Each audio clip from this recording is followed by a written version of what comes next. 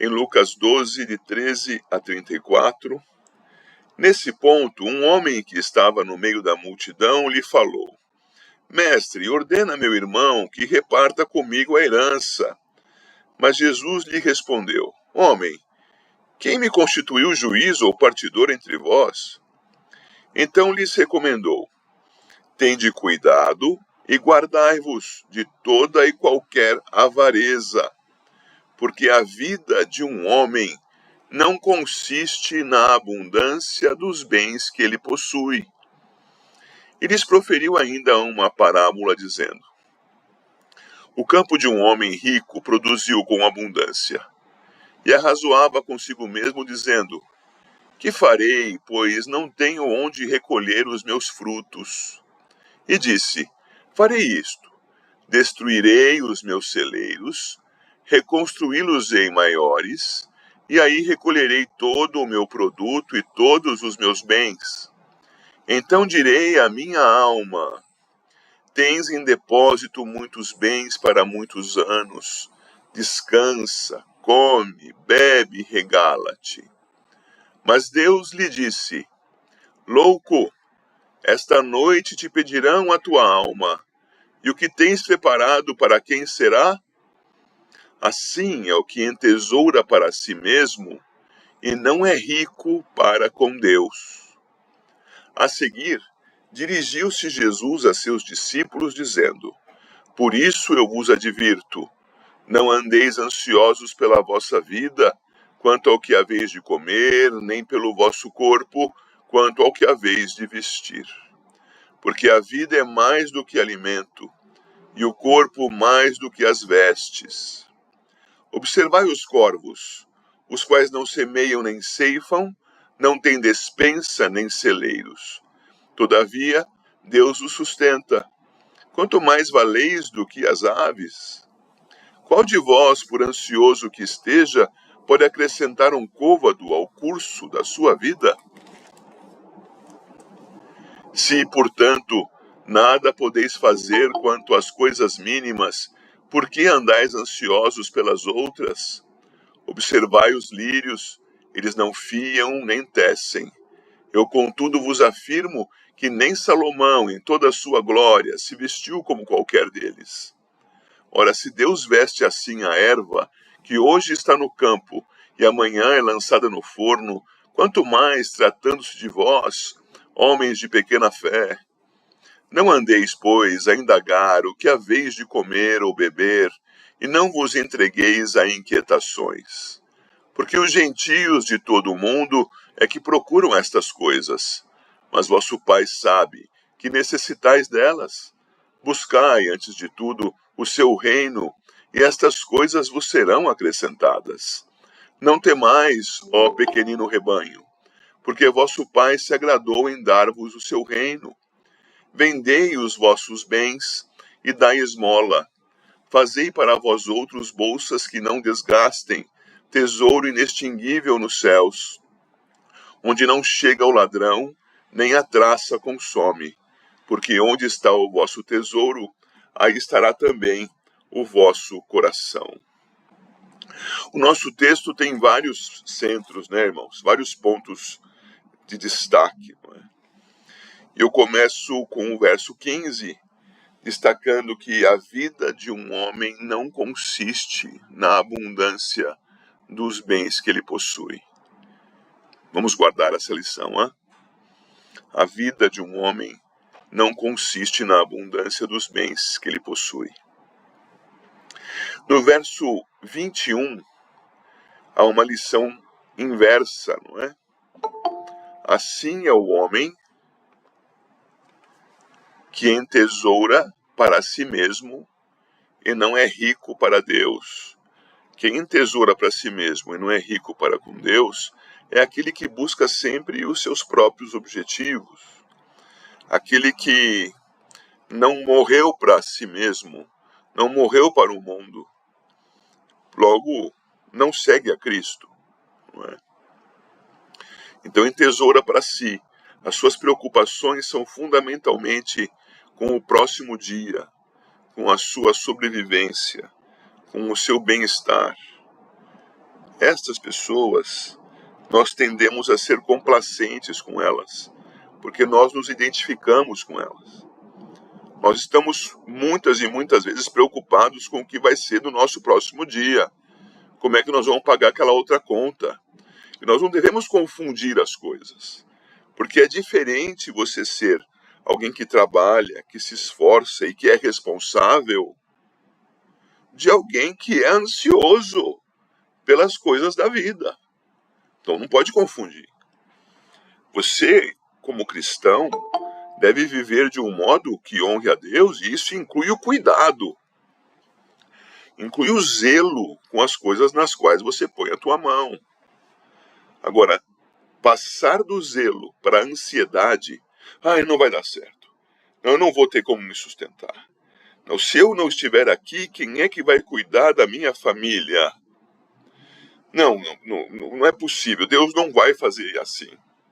Então, nós começamos a nos confundir e ultrapassamos o zelo e a responsabilidade e caímos e nos enredamos e achamos que está tudo bem com a nossa ansiedade. Não está.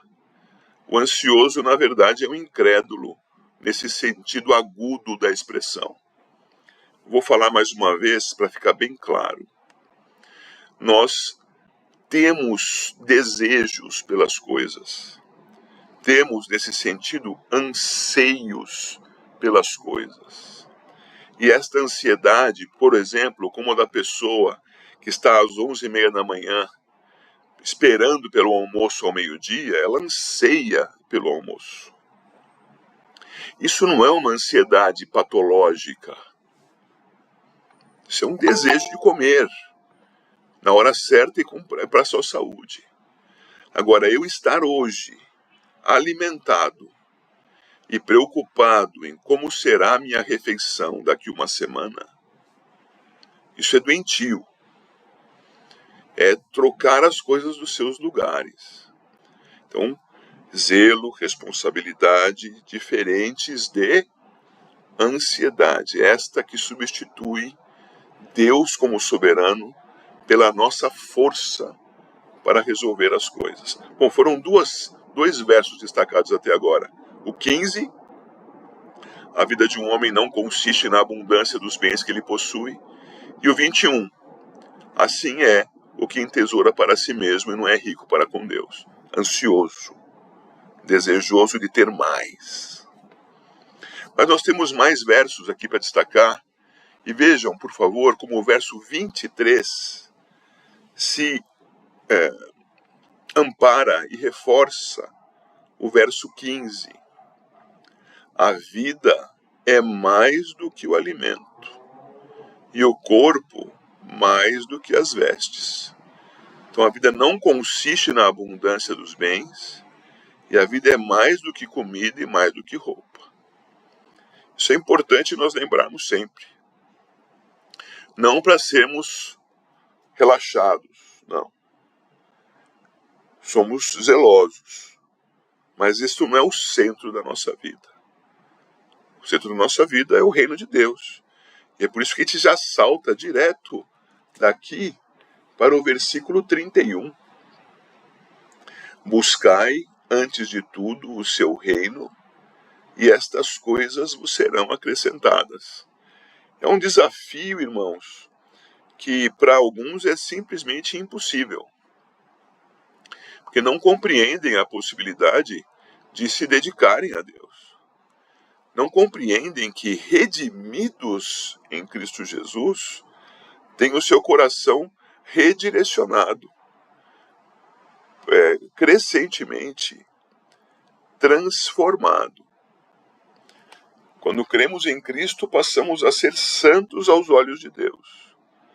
E entramos num processo no tempo de santificação da nossa vida. Nesse processo, cada vez mais buscamos prioritariamente o reino de Deus. E cada vez menos os nossos próprios interesses. Nesse processo, que é um trabalho do Espírito Santo em nossa vida, que acontece com os redimidos por sua graça, nós vamos nos conscientizando que o nosso Senhor sabe que nós necessitamos das coisas. Verso 30. Vosso Pai sabe que necessitais destas coisas. E ganhando consciência nisso, sabendo que o nosso Senhor, olha o texto de ontem, Salmo 46, Salmo 47, Salmo 48, sabendo que o nosso Senhor é o nosso castelo, o nosso forte, o nosso guarda, o nosso edificador, cada vez mais estamos conscientes da nossa segurança e seguimos e buscamos o seu reino e valorizamos menos o dia e mais o nome, menos o tempo e mais o eterno. Estou falando coisas compreensíveis, meus irmãos. Eclesiastes, capítulo 2. Leitura da palavra. Disse comigo: vamos, eu te provarei com a alegria, goza, pois, a felicidade. Mas também isso era vaidade. Do riso disse: é loucura, e da alegria, de que serve? Resolvi no meu coração dar-me ao vinho, regendo-me contudo pela sabedoria, e entregar-me à loucura, até ver o que melhor seria que fizessem os filhos dos homens debaixo do céu, durante os poucos dias da sua vida. Empreendi grandes obras, edifiquei para mim casas, plantei para mim vinhas, fiz jardins e pomares para mim, e nestes plantei árvores frutíferas de toda espécie. Fiz para mim açudes para regar com eles o bosque em que reverdeciam as árvores. Comprei servos e servas, e tive servos nascidos em casa. Também possuí bois e ovelhas, mais do que possuíram todos os que antes de mim viveram em Jerusalém.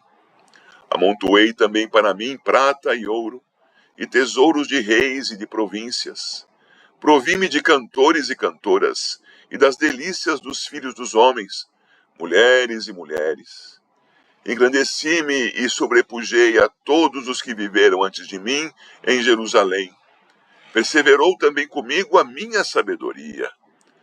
Tudo quanto desejaram os meus olhos, não lhes neguei, nem privei o coração de alegria alguma, pois eu me alegrava com todas as minhas fadigas, e isso era a recompensa de todas elas. Considerei todas as obras que fizeram as minhas mãos, como também o trabalho que eu, com fadigas, havia feito. E eis que tudo era vaidade e correr atrás do vento, e nenhum proveito havia debaixo do sol. Então passei a considerar a sabedoria, e a loucura, e a estultícia. Que fará o homem que seguir ao rei? O mesmo que outros já fizeram. Então vi que a sabedoria é mais proveitosa do que a estultícia, quanto a luz traz mais proveito do que as trevas. Os olhos do sábio estão na sua cabeça, mas o estulto anda em trevas. Contudo, entendi que o mesmo lhe sucede a ambos. Pelo que disse eu comigo, como acontece ao estulto, assim me sucede a mim. Por que, pois, busquei eu mais a sabedoria? Então disse a mim mesmo que também isso era vaidade. Pois tanto do sábio como do estulto, a memória não durará para sempre, pois passados alguns dias, tudo cai no esquecimento. Ah, morre o sábio, e da mesma sorte o estulto. Pelo que aborreci a vida, pois me foi penosa a obra que se faz debaixo do sol. Sim, tudo é vaidade e correr atrás do vento. Também aborreci todo o meu trabalho, com que me afadiguei debaixo do sol, visto que o seu ganho eu havia de deixar a quem viesse depois de mim. E quem pode dizer se será sábio ou estulto?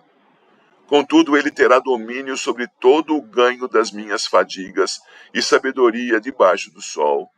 Também isto é vaidade. Então me empenhei, porque o coração se desesperasse de todo o trabalho com que me afadigara debaixo do sol. Porque há homem cujo trabalho é feito com sabedoria, ciência e destreza. Contudo, deixará o seu ganho como porção a quem por ele não se esforçou. Também isto é vaidade e grande mal. Pois que tem o homem de todo o seu trabalho e de fadiga do seu coração, em que ele anda trabalhando debaixo do sol? Porque todos os seus dias são dores, e o seu trabalho, desgosto. Até de noite não descansa o seu coração. Também isto é vaidade. Nada há melhor para o homem do que comer, beber e fazer que a sua alma goze o bem do seu trabalho. No entanto, vi também que isto vem da mão de Deus. Pois separado deste, quem pode comer ou quem pode alegrar-se? Porque Deus dá sabedoria, conhecimento e prazer ao homem que lhe agrada, mas ao pecador dá trabalho, para que ele ajunte e amontoe, a fim de dar àquele que agrada a Deus. Também isto é vaidade e correr atrás do vento. Irmãos, Eclesiastes capítulo 2. Ou será Lucas capítulo 12? Que texto eu li por último? Percebem como o nosso Senhor Jesus ensinou Eclesiastes capítulo 2, naquele capítulo 12 de Lucas. E o que nós temos aqui é, ao menos na minha leitura, e eu peço que você considere a possibilidade dela estar correta, é que o sábio carnal está descrito aqui na sua busca de satisfação. Então temos aqui o sábio carnal em busca de satisfação. E eu, no nosso estudo, percebi, assim como editor do texto, que este capítulo está dividido em 3 seções. Você percebeu isso claramente pelos cabeçalhos do editor, não é? Pelos itens do editor. Ele colocou aqui a vaidade das possessões, a vaidade da sabedoria e a vaidade do trabalho. Eu fui mais ou menos nesse mesmo caminho, mas espero trabalhar com um pouquinho mais de cuidado nos textos em particular. Vamos ver. Você já tem na sua tela aí o primeiro item. O sábio a seus próprios olhos. Eu coloquei essa expressão toda para nós entendermos o significado do que seja o sábio carnal. O sábio carnal é aquele que olha para si mesmo e se vê: eu sou sábio. Eu sei das coisas. Se você não sabe, pode perguntar que eu respondo. Este sábio, ele não é aquele que tem convicções a partir das Escrituras, certezas a partir do que o Senhor lhe deu. Esse sábio, aos seus próprios olhos, tem certezas a partir de si mesmo. E por ter certezas a partir de si mesmo, ele é o sábio carnal. Ok? O sábio carnal, o sábio a seus próprios olhos, tem uma relação com o que lhe dá prazer. Vejam, queridos irmãos, que o nosso Deus nos concedeu a bênção de enxergarmos, de termos o sentido do olfato, do paladar, do tato, da audição.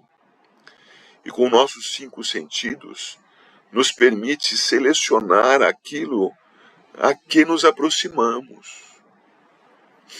Então, se você está diante de um ambiente em que o som é irritante, você se afasta daquele ambiente. Se você tem um alimento servido a você, cujo paladar não lhe agrada, ou que parece para você que não está saudável, você evita comer aquele alimento. Você passa por um ambiente que tem um odor ruim, da mesma forma. Você vai querer entender por que aquele odor ruim. A partir do momento que você entender, você não vai querer estar naquele lugar. Vai querer afastar-se, sendo possível que você o faça. Enfim, Deus nos deu os nossos sentidos para que nós selecionemos aquilo com o que teremos contato. É evidente, então, que existe a consideração do prazer no uso dos nossos sentidos. Então, vocês lembram que agora há pouco eu disse que nós temos que ser zelosos e responsáveis por nossa vida e nossas atribuições, mas que isso não pode se confundir com ansiedade? Mais uma vez agora, Deus nos colocou sentidos para que nós nos aproximemos das coisas, para tirarmos o melhor proveito delas com prazer, sem a menor dúvida. Mas o prazer em si não deve ser a razão de ser de buscarmos aquelas coisas. Os sentidos existem como instrumentos de seleção, instrumentos de cuidado. E por isso, então, para a virtude e não para o vício. Quando nós descambamos para o vício, então nós começamos a ter a busca da nossa vida direcionada ao prazer. E parecerá a nós ser sábio buscar o prazer. Pense comigo, uma pessoa que gosta de fumar, que tem prazer no fumo, e que a cada tragada sabe que se mata um pouco. Essa pessoa vai engendrar meios inteligentes, sábios, de modo carnal, para justificar que aquele vício é virtude. Porque está com o foco no vício, foco na satisfação do seu anseio, na busca do seu prazer. Certamente aqueles que têm outros vícios, como no alimento, como no sexo, como no que for, vão encontrar argumentos para justificar aquela prática viciosa, mas porque ela lhe dá prazer, e isso então é algo que Deus lhe deu para desfrutar. O que o nosso irmão aqui antigo nos ensina nos primeiros 11 versos é que a alegria não se sustenta em si mesma. O prazer não se sustenta a si mesmo, nem a sua busca, portanto. Ele ensina isso nos versos 1 e 2. Disse comigo, vamos. Quer dizer, falei ao meu coração. Lá em Lucas, disse a minha alma, come, bebe, regala-te. Aqui, disse comigo ao meu coração, vamos, eu te provarei com alegria. Goza, pois, a felicidade. Mas também isso era vaidade. Do riso eu disse, é loucura. Da alegria, de que serve? Mas então resolvi no meu coração dar-me ao vinho. E o fiz regendo-me pela sabedoria. Veja a contradição. E com a sabedoria entregar-me à loucura. Isto é, ele está se justificando ou tentando demonstrar como as pessoas fazem quando tem o prazer ao seu próprio coração, à sua própria carne, aos seus próprios interesses como prioritário. Ele busca, se justifica e o faz de maneira pecaminosa. Ele entende ser sábio quando é louco. Ele até percebe que aquilo é loucura, mas ele justifica isso de algum modo. Eu estou dizendo ele, irmãos, mas nós fazemos isso, não é? Nós justificamos os nossos vícios. Então a ilusão do controle que o homem carnal tem sobre si mesmo. Você fuma? Fumo. Mas eu paro quando eu quiser. Você bebe? Eu bebo socialmente. Ah, você consome alguma droga? Só quando estou com os meus amigos e se eu quiser. Ah, claro. e outros vícios, quaisquer que sejam, tenho pleno controle deles. Eu sou sábio e me entrego à loucura. Isto é uma ilusão do controle que o homem carnal tem. Eu vou falar essas palavras quando eu quiser dizê-las.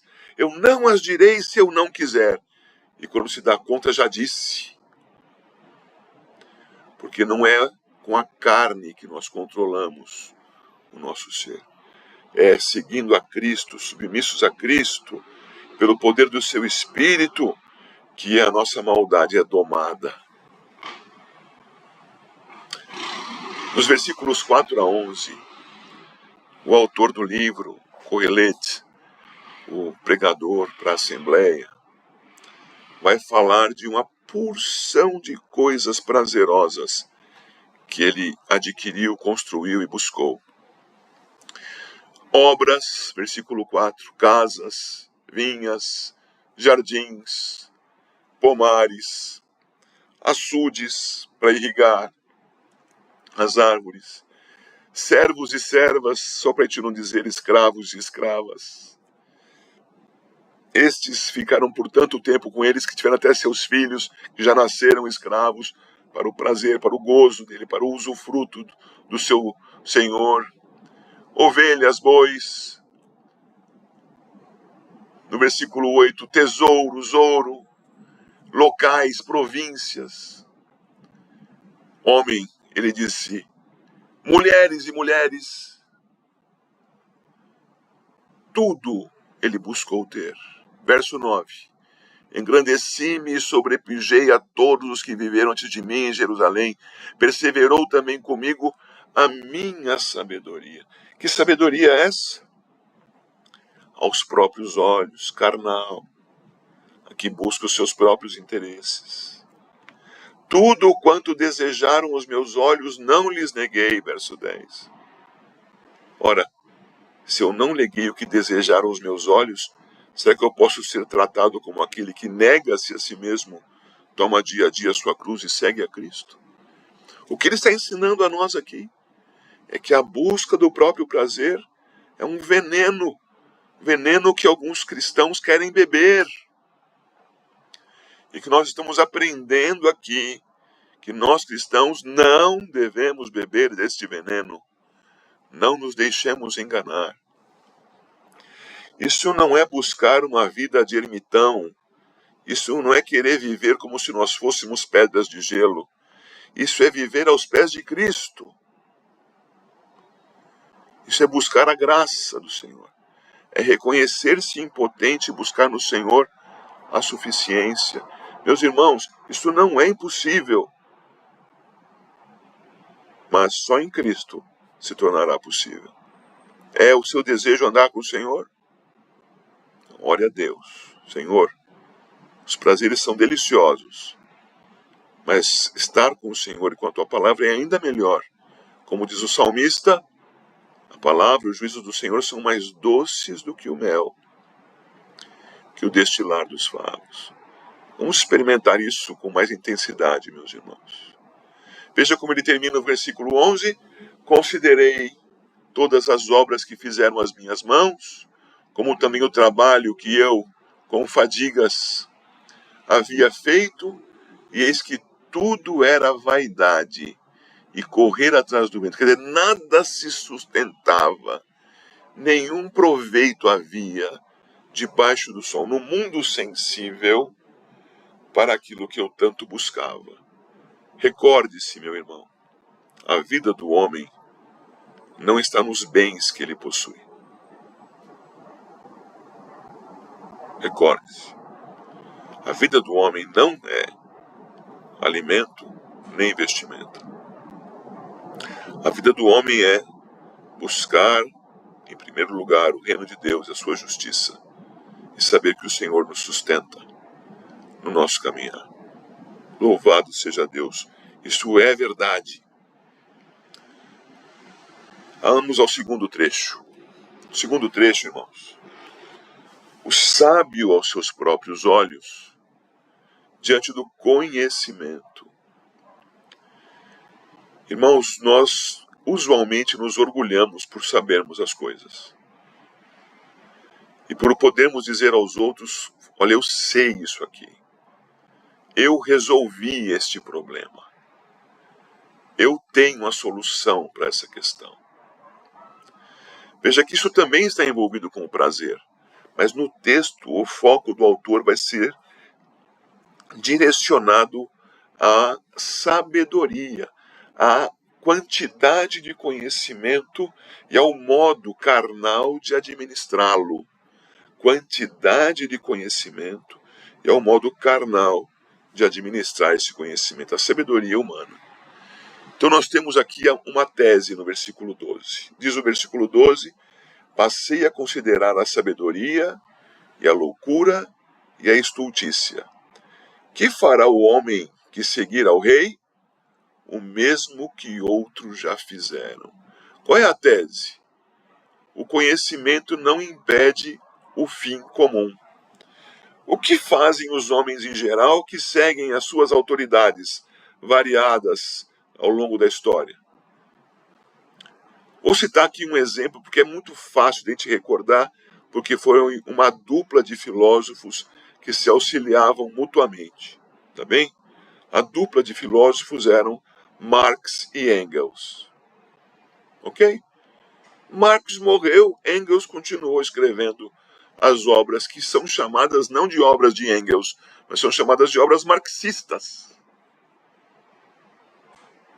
Agora Engels também morreu. Então aquele que seguia um sábio carnal, segundo o pensamento daqueles homens, também já passou. Não é isso que diz o texto? Que fará o homem que seguir ao rei? O mesmo que outros já fizeram. Do que ele está falando? Está falando que todos enfrentarão a morte. Todos. E como ele faz isso? Versos 13 e a primeira parte do verso 14. Então vi que a sabedoria é mais proveitosa do que a estultícia, quanto a luz traz mais proveito do que as trevas. Os olhos do sábio estão na sua cabeça, mas o estulto anda em trevas. Isto é, o sábio carnal tem a ilusão de que a sua sabedoria lhe confere grandeza.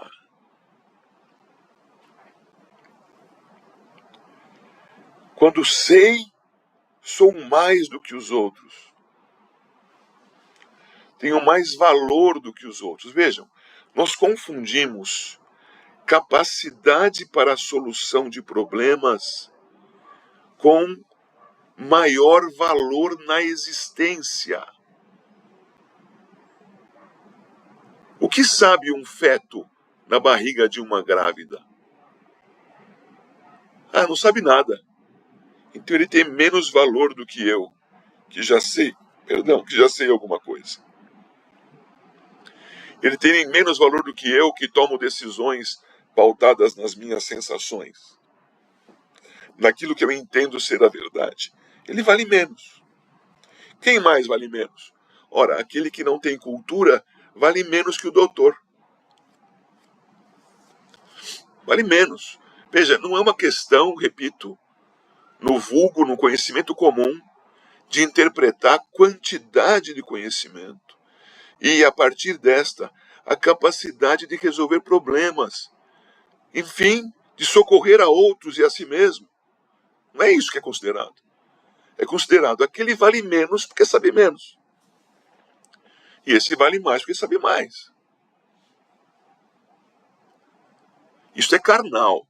Isso é uma ilusão de grandeza. A ilusão da grandeza por conta do conhecimento. Então isso aqui nos versículos 13 e 14a. Ele compara o conhecimento, a sabedoria que ele tem como a luz. E a ignorância como as trevas. Ora, essa não é uma comparação comum? Como se chama o período medieval para aquele que nasceu no período renascentista ou no período moderno? Idade das trevas. Mas você vai estudar a Idade das Trevas, tem muita sabedoria humana lá. Tanta quanta tem na sabedoria no período do iluminista. Olha lá o sentido, como é que chama? Iluminismo. Trazendo luz às trevas. É orgulho. Somos maiores do que os que nos antecederam.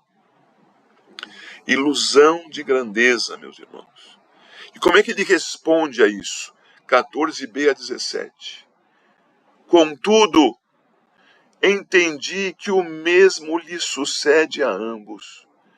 Pelo que disse eu comigo, como acontece ao estulto, assim me sucede a mim. Por que, pois, busquei eu mais a sabedoria? Então disse a mim mesmo que também isso era vaidade. Pois tanto do sábio como do estulto a memória não durará para sempre. Pois passados alguns dias, tudo cai no esquecimento. Morre o sábio, e da mesma sorte o estulto. Pelo que aborreci a vida, pois me foi penosa a obra que se faz debaixo do sol. Sim, tudo é vaidade e correr atrás do vento. Mas qual é o referencial dele aqui? O próprio prazer, a própria grandeza. Não está se auto-negando e seguindo a Cristo. Não é um novo nascido. Deus nos exorta a conhecermos e prosseguirmos conhecendo o Senhor. A palavra de Deus não foi dada a nós para ficar um livro fechado, enchendo de pó. Apoio para uma mesa que balança. Não devemos nos esforçar, estudar e aprender. Mas para que isso? Para que nós honremos a Deus com a vida que Ele redimiu e nos deu.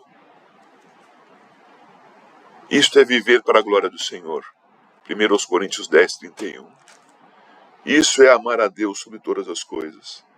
É falar, Deus, não é para mim, é para ti. Mas sem dissimulação, em verdade, o louvor da tua glória. Porque se não é esse o referencial, na verdade tudo é vão. Daqui a pouco temos um currículo extenso, cheio de cursos, que com um parar do coração vai para a sepultura junto com o estudioso que morreu. De que valeu? Agora, se tudo que o Senhor nos deu a conhecer é usado para o louvor da glória do Senhor, para o serviço do Senhor, para buscarmos em primeiro lugar o seu reino e a sua justiça, louvado seja Deus. Ainda que morra, diz a palavra em Apocalipse 14, 13, as suas obras o acompanham. Acompanham o crente diante do Senhor para o louvor da sua glória. O autor de Eclesiastes nos faz ver que a vida, somente pela vida, prazeres, conhecimentos, possessões, como veremos agora, não tem sentido. É desesperador. Glória a Cristo pela esperança que nos deu. Vamos à última sessão? Vamos. A última sessão. O sábio a seus próprios olhos e a herança. E a herança. Vejam, construí, desfrutei, mas isso era vaidade. Conheci, edifiquei a minha mente para mim mesmo. Vaidade. E agora? E com os bens que eu vou obter com o meu árduo trabalho? Como será? Primeiro nós vemos então que ele tem por tese, veja que cada sessão tem uma tese, né? O trabalho não aproveita a quem se esforça. Mas como não, pastor? Quem trabalha recebe o salário e vive do seu salário e desfruta dos recursos que adquiriu. Ótimo, é verdade. Não tenho a menor dúvida. Mas Salomão, o autor do livro, vai nos dizer que todo o seu empenho, como um dia, ele acabou de dizer isso nos versos anteriores, sábio ou estulto, morrerá, o seu esforço que juntou algo na sua mão, destinará aquilo que ficou em sua mão para alguém. Para quem? Eu me lembro nessas horas dos filhos de Samuel, dos filhos de Davi, que nem todos eram os melhores filhos, não é? Alguns eram problemáticos. Os filhos do sacerdote Eli, lembra deles? Ofni e Finéias. Pois bem, a herança vai para as mãos de pessoas que nem sempre estão preparadas para recebê-la, que não se esforçaram para tê-la. Essa é a questão que ele fala. O que o homem adquire não fica para si. Vocês já ouviram falar de mortos que foram sepultados em caixões de ouro? Gente que tinha paixão por um certo carro e quis ser sepultado no seu carro de estimação. Absurdo? É absurdo, sim. É absurdo, mas existe. Por quê? Porque imagina que morrendo leva consigo o bem. Lembra dos faraós no Egito? Pois bem, é assim que vem. Verso 18. Também aborreci todo o meu trabalho, com que me afadiguei debaixo do sol. Aqui está o ponto. Visto que o seu ganho eu havia de deixar a quem viesse depois de mim. O problema não estava no trabalho, você percebeu? E sim no ganho. Para quem ficaria o ganho? Então, não seria para ele, que já morreu. Não tem como aproveitar do que ganhou. Versículo 19 nos mostra a ilusão do proveito com o trabalho. Quem pode dizer se será sábio ou estulto? Contudo, ele terá domínio sobre todo o ganho das minhas fadigas e sabedoria debaixo do sol. Também isto é vaidade. Recentemente, eu troquei a minha série de televisão preferida do House, que é um desbocado, que é interessante somente por causa da inteligência da trama, mas é muito indecente, por uma outra série inocente, viu, bonitinha, que é de um detetive que tem transtorno obsessivo compulsivo, um tal de Monk. E o que mais tem na série Monk é herdeiro querendo matar o avô, a tia. Gente que faz de tudo para poder tirar proveito do outro. É assim, é um detetive de homicídios. É isso aqui. Né? O proveito que ele tem. Aí, Paulo. Eu também acho engraçada, Paulo. Mas, enfim. A ideia é que não fica para aquele que construiu o seu império, por assim dizer, o resultado do seu trabalho. Fica para outro. E aqui está a questão do nosso sábio professor. É uma ilusão construir um império para si mesmo. Eu outro dia brincava com os irmãos e dizia: pessoas compram propriedades e põem nelas o seu próprio nome. Não é verdade? Porque é a ilusão de que vai permanecer para sempre. Eu já brinquei com outros aqui, mas nem sempre é muito educado fazer isso. Mas pense bem, por que que tantos pais dão a seus filhos o seu próprio nome? É uma questão a se questionar. Por quê? Muitos porque pretendem preservar-se nos seus descendentes. Não passa por aí o nosso sobrenome? Ora, eu sou da família tal. E aquele sobrenome me acompanha. E alguém me deu aquele sobrenome. A ideia da manutenção da existência. Irmãos, não nos enganemos. Não ficará em nosso poder. Estaremos virando pó. Então, nos versos 20 a 23, ele mostra que isso é inútil. É inútil buscar a própria preservação. Então me empenhei porque o coração se desesperasse de todo o trabalho com que me afadigara debaixo do sol. Não por causa do trabalho, mas por causa do ganho. Porque há homem cujo trabalho é feito com sabedoria, ciência e destreza. Contudo, deixará o seu ganho como porção a quem por ele não se esforçou. Também isso é vaidade e grande mal. Pois que tem o homem de todo o seu trabalho e de fadiga do seu coração, em que ele anda trabalhando debaixo do sol? Porque todos os seus dias são dores, e o seu trabalho desgosto. Até de noite não descansa o seu coração. Também isto é vaidade. Meus irmãos,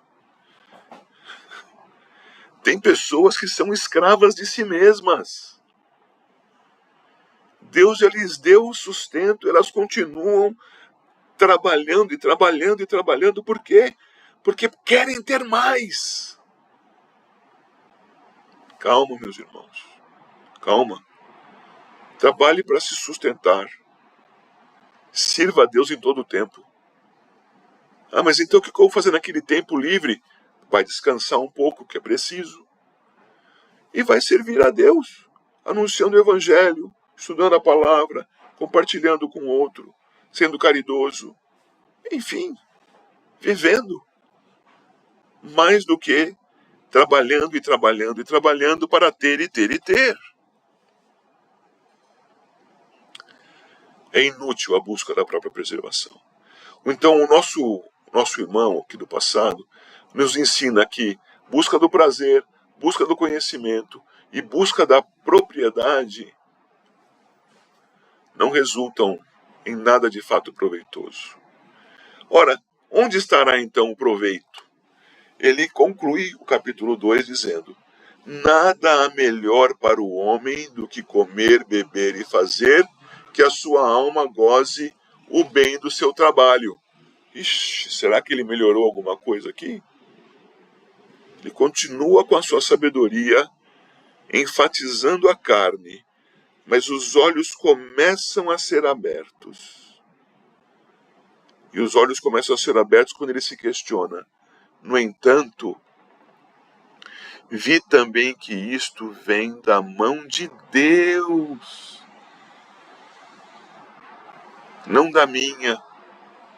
O sustento que o Senhor me dá e o prazer que Ele me concede de maneira suficiente satisfazem.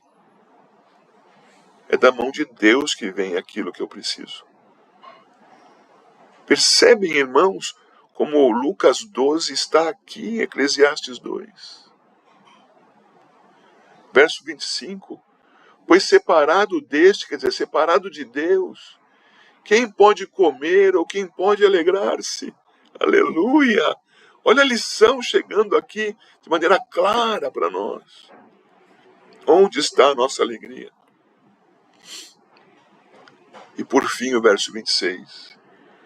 Pois Deus dá sabedoria, conhecimento e prazer ao homem que lhe agrada, mas ao pecador dá trabalho para que lhe ajunte e amontoe, a fim de dar àquele que agrada a Deus. Também isto é vaidade, correr atrás do vento. O que ele está dizendo? Está dizendo, busca o reino de Deus. Você não vai nem saber direito de onde veio o teu sustento. Mas o sustento virá da mão do Senhor. Por canais que você vai identificar ou não no caminho. Por vezes o sustento virá por um trabalho que você não buscou, mas que chegou até você, e você se admira por tê-lo e por ter agora sustento a partir dele, mas ele não é a razão de ser da sua vida. Deus é. Servi-lo é. Vamos aprender a lição do pregador, irmãos, de Eclesiastes? Vamos aprender a lição com o nosso Senhor Jesus? Pastor, é muito difícil, não consigo entender como alguém pode viver assim. Não pense que eu ache isso fácil, porque eu não acho. Tudo o que eu sei dizer a vocês é o seguinte, meus irmãos. O Senhor nos ensinou assim. Quer ser sábio? Aceite o que o Senhor te diz.